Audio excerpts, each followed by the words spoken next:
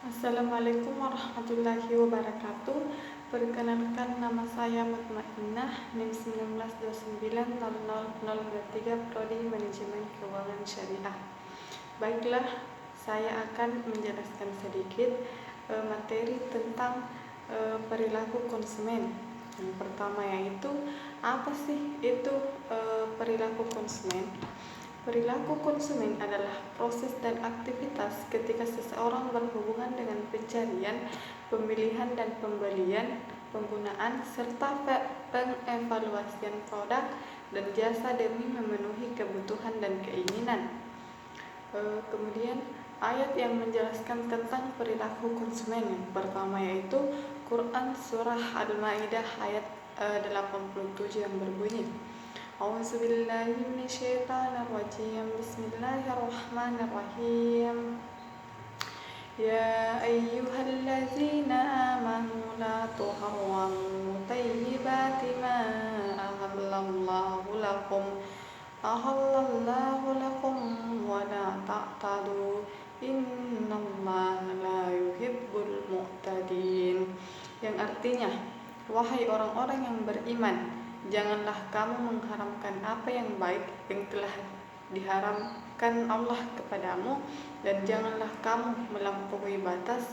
Sesungguhnya Allah tidak menyukai orang-orang yang melampaui batas. Kandungan Quran Surah Al-Ma'idah ayat 87. Kita diperintahkan untuk tidak mengharamkan apa yang sudah dihalalkan oleh Allah Subhanahu wa taala, dan janganlah kita melampaui batas, karena Allah tidak suka dengan orang-orang yang melampaui batas. Dan kita diperintahkan untuk mengkonsumsi makanan yang halal, baik dari apa yang telah Allah rizkikan, dan bertakwalah kepadanya.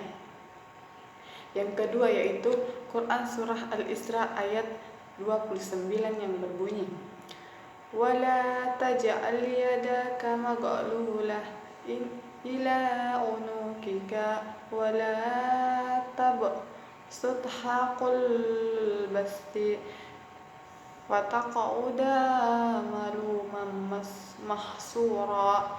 Yang artinya, dan janganlah engkau jadikan tanganmu terbelenggu pada lehermu, dan jangan pula engkau terlalu mengulurkannya atau sangat pemurah, nanti kamu menjadi tercela dan menyesal.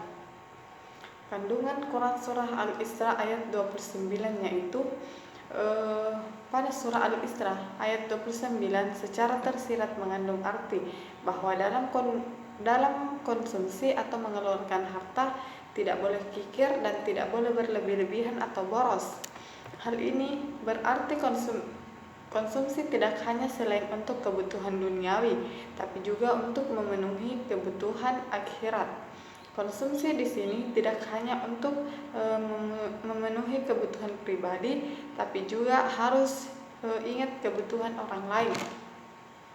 Pada intinya, dalam menggunakan harta atau konsumsi harus menggunakan norma etika, yaitu tidak bersifat kikir dan tidak boros. Manusia harus memiliki pengertian mengenai dirinya sendiri, mengenai kuantitas dan kualitas kebutuhan yang harus dipenuhi. Di sisi lain, manusia juga harus mempertimbangkan kebutuhan orang lain karena ada hak orang lain dalam hartanya. Namun harus terpikirkan pula bahwa pemborosan itu tidak hanya dalam konsumtif, tetapi juga memikirkan seberapa besar harta yang diberikan untuk orang lain tersebut. Baiklah, itulah tadi yang bisa saya sampaikan. Lebih kurangnya mohon dimaafkan. Assalamualaikum warahmatullahi wabarakatuh.